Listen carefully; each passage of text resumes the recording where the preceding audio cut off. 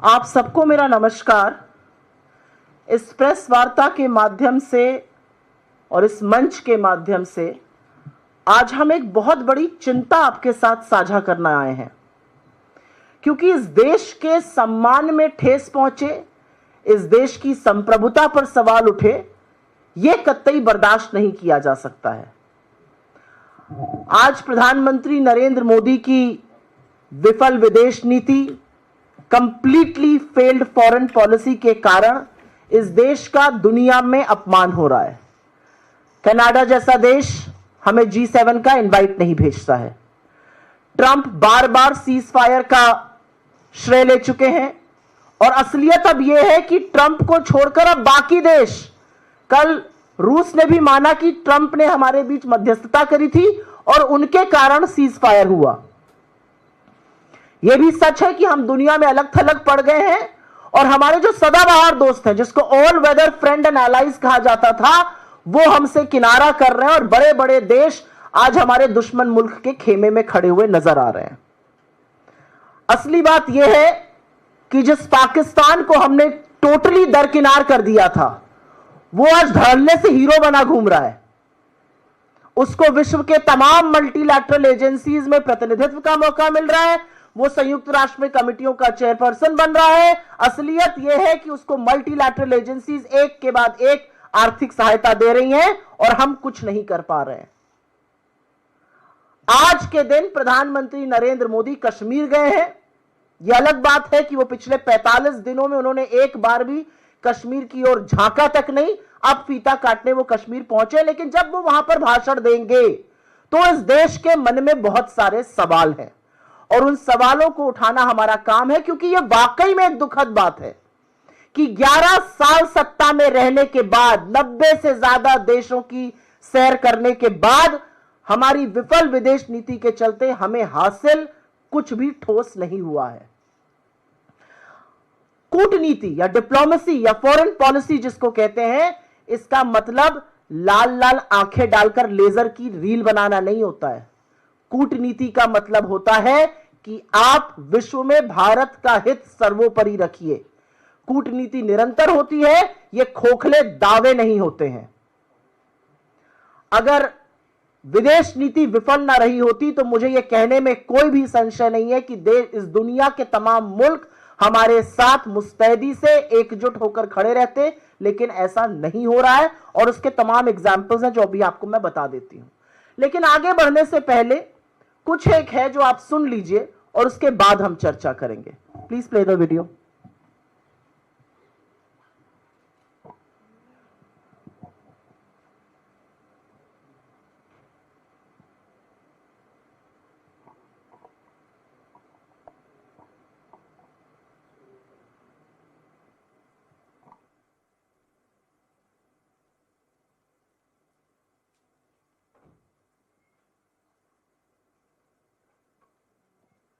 ये वीडियो जरूरी है सुनना, क्योंकि ये वीडियो आपको दिखाएगा कि हो क्या रहा है और हमारे यहाँ इतना सुई टपक सन्नाटा क्यों है।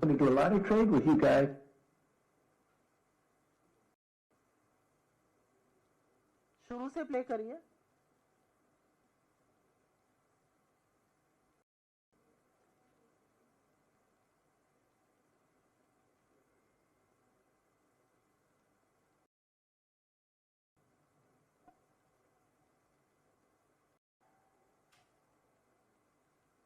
On Saturday, my administration helped broker a full and immediate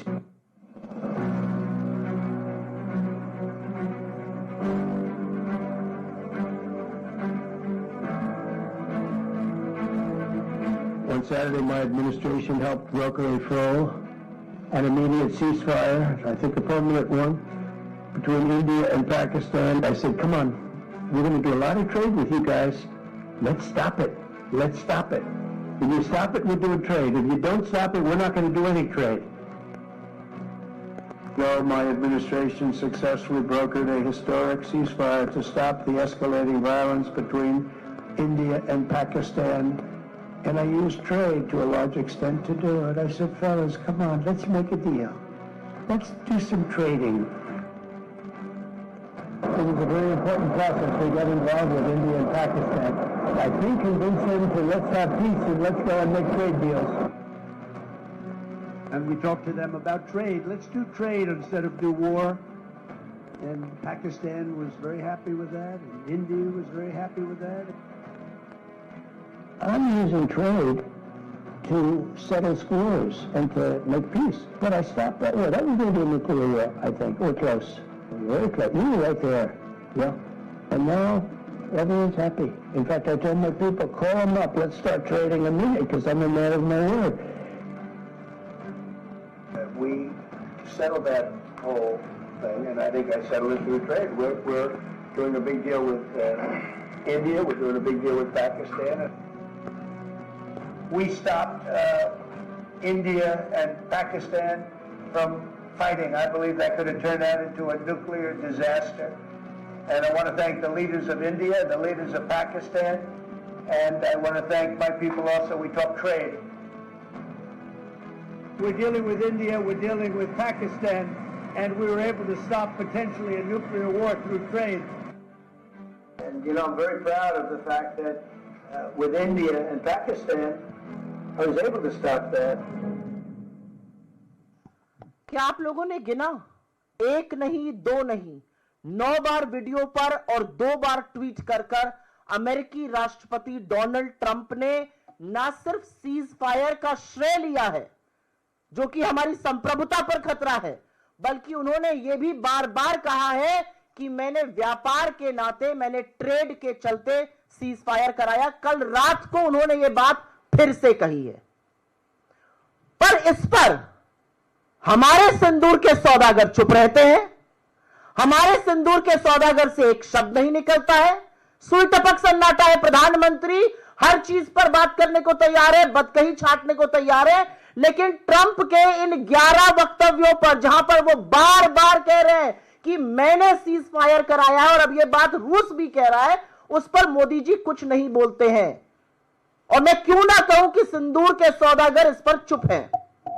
हाल ही में, और यह कल एक और तथ्य सामने आया, हमारी विदेश नीति के इतने बड़े बड़े कीर्तिमान है अभी की एक लंबी फहरिस्त है। हाल ही में अमेरिकी राष्ट्रपति और रूस के राष्ट्रपति पुतिन की फोन पर बात हुई।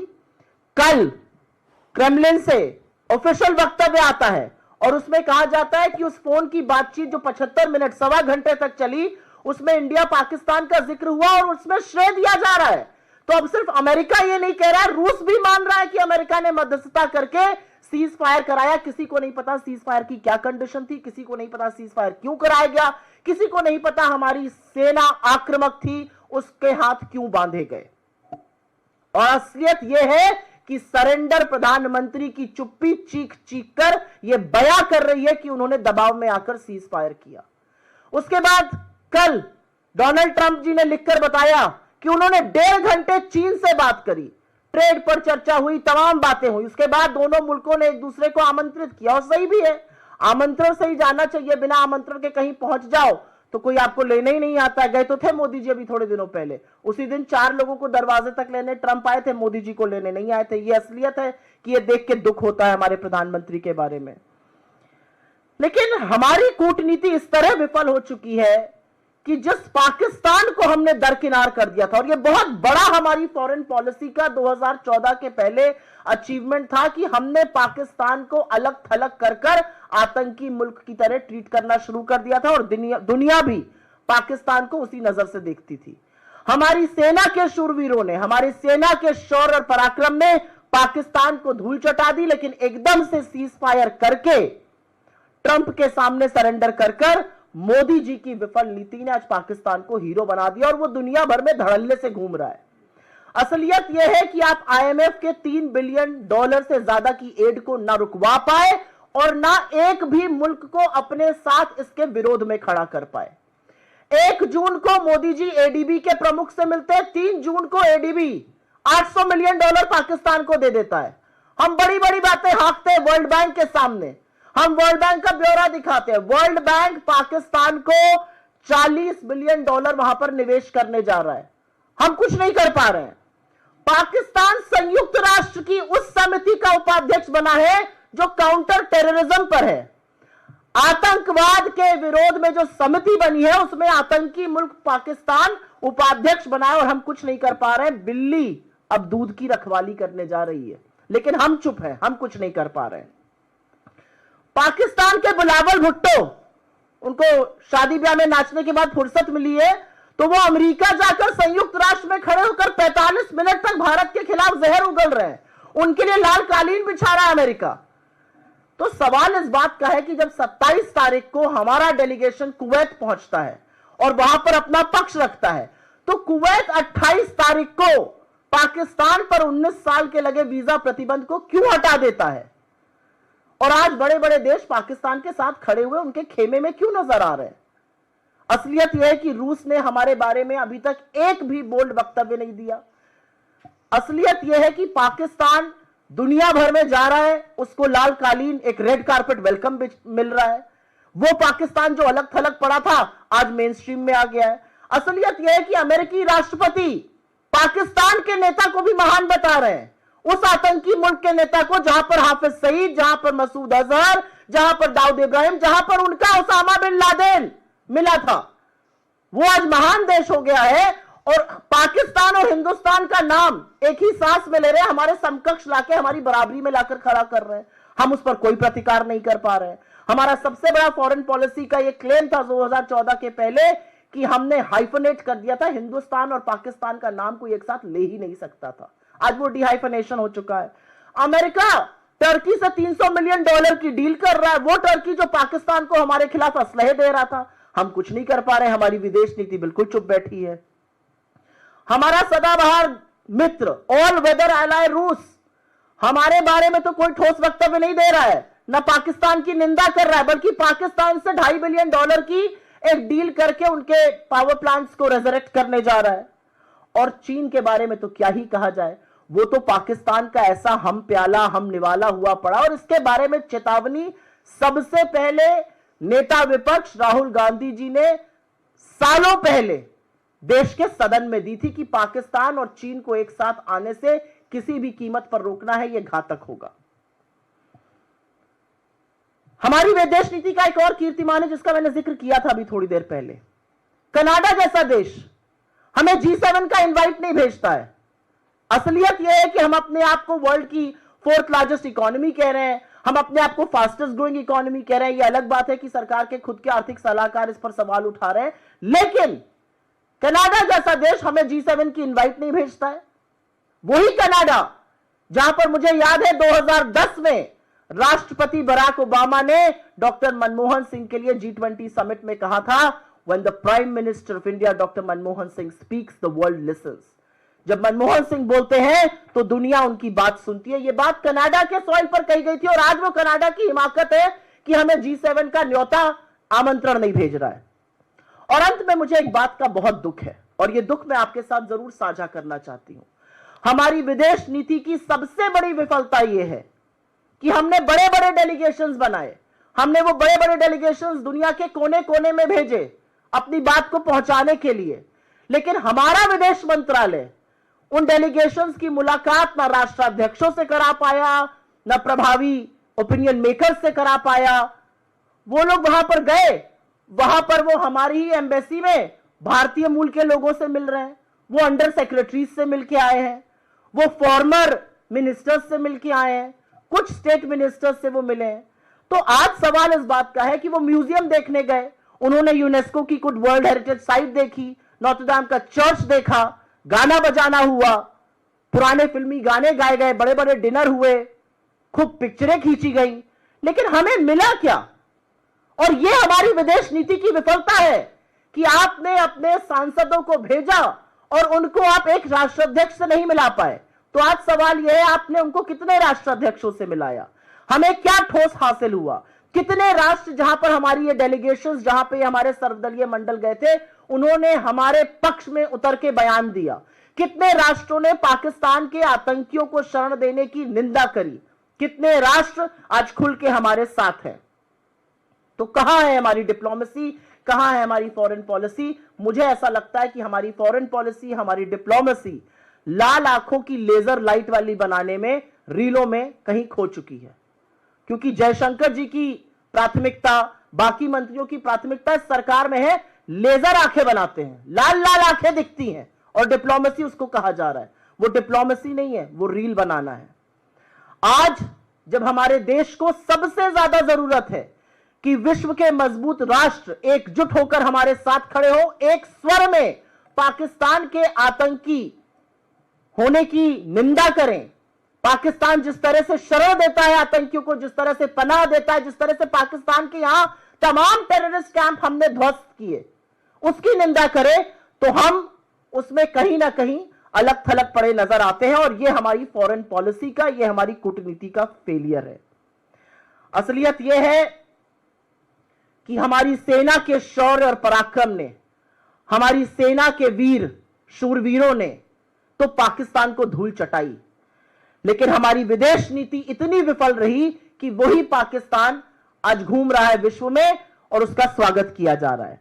और इसका कारण यह है कि जिस विदेश नीति का एकमात्र आधार, जिस विदेश नीति का सिंगल कॉर्नरस्टोन इस देश का राष्ट्रहित सर्वोपरि रखना होना चाहिए था, उसका सारा ध्येय, उसका सारा फोकस, उसका सारा लक्ष्य एक आदमी की छवि चमकाना और उनके मूल भक्तों से सस्ती ताली बजवाना है। और इसलिए हमारी विदेश नीति विफल हो रही है। सवाल आज यह भी है कि क्या हमारी माताओं के साथ, हमारी बहनों के सिंदूर के साथ सौदा किया गया? क्योंकि 11 बार अगर अमेरिकी राष्ट्रपति यह बात कह रहे हैं और बार बार यह कहने के बाद अमेरिका अपने कोर्ट में लिखित हलफनामे में, एफिडेविट में दे रहे हैं कि हमने ऐसा किया, रूस यह मानने को अगर आज तैयार है, तो या तो सरकार खुलकर आए, नरेंद्र मोदी आज अपने भाषण में इसको गलत कहे, या हमें मानना पड़ेगा कि सिंदूर के सौदागर ने सिंदूर के साथ समझौता किया, सिंदूर का सौदा किया। एक और सवाल है, पप्पा ने वॉर रुकवा दी जैसे सस्ते डायलॉग का इसका खामियाजा भुगतना पड़ रहा है?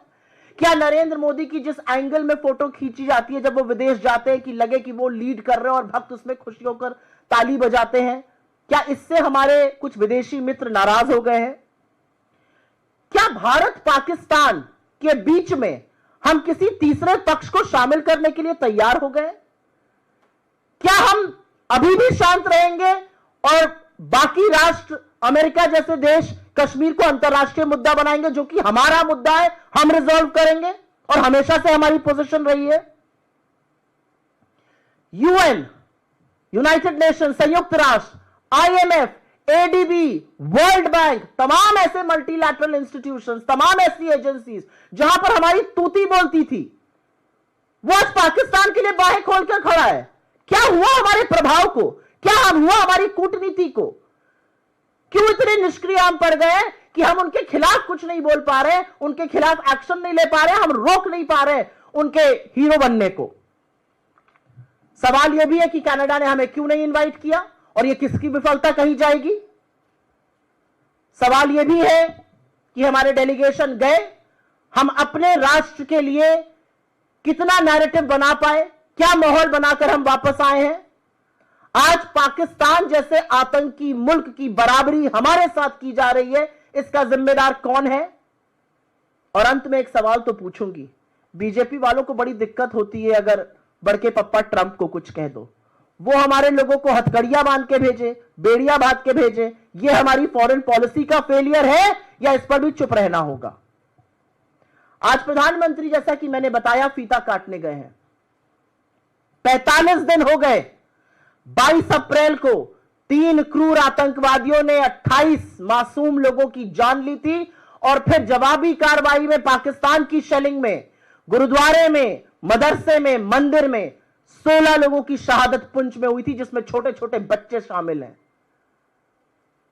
आज 45 दिन बाद नरेंद्र मोदी जी को फीता काटना था तो कश्मीर याद आया, वरना उन्होंने कश्मीर जाने की नहीं सोची। वो बिहार गए, वो केरल गए, वो आंध्रा गए, वो मुंबई गए, राजस्थान गए, गुजरात गए, हर जगह गए, हाथ हिलाया, फोटो खिंचवाई, भद्दे भाषण दिए, कटाक्ष किए, हंसी ठिठोली करी, सिरेस्तारों के साथ समय बिताया।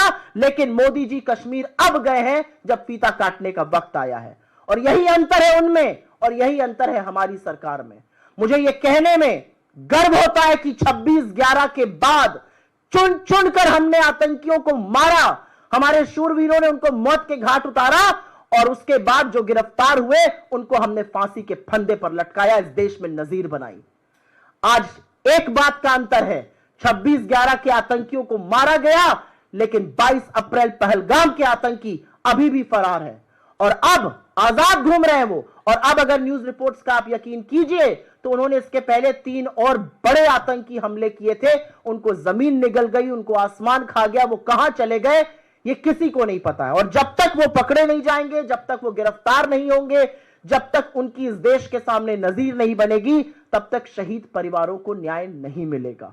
और इसीलिए सिंदूर के सौदागर से कहना है, अपनी चुप्पी तोड़िए और इस मुद्दे पर बोलिए। हमारी विफल विदेश नीति का दंश हमारा देश, हमारे देश का सम्मान, हमारा वैश्विक गौरव ये सब सह रहा है। आपके सवालों का स्वागत है जी। Ma'am, you have also questioned about the all-party delegation. Yesterday, Mr. Jairam Ramesh has also tweeted that the welcome which they have received was very lukewarm. But on the other side, it's your own Congress members who are stating that these meetings were were being done in a very positive manner. In fact, yesterday only Mr. Shashi Tharoor led delegation have met J.D. Vance. So are you not satisfied because your own members who were a part of this delegation are saying that these are very positive meetings which they held? When you represent the country overseas, you are restrained. When you represent the country overseas, there are many things that you want to say, but you cannot say. They may not be able to say it, but we certainly can, and we will question. What is the question we are raising? That these delegations went overseas. It is a complete failure of our foreign policy to not be able to get them a single meeting with people of consequence. How many countries after these delegations visited those countries have spoken in our favor, have issued statements? How many countries that we visited have denounced Pakistan? I mean, we go to Kuwait and Kuwait the very next day lifts a 19-year-old ban on Pakistani visas. How is that okay? And will these questions not be raised?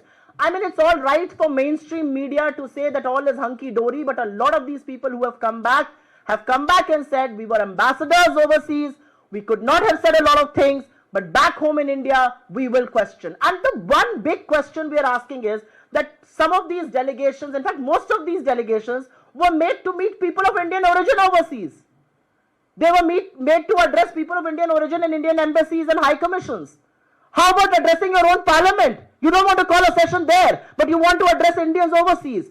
I mean, what kind of double speak is this? And what have we achieved? But I don't just want to single out the foreign delegation bit. I have highlighted a string of policy failures owing to the complete collapse of our foreign policy and for which India is having to pay a huge price. और कोई सवाल इस पे या किसी अन्य मुद्दे पे?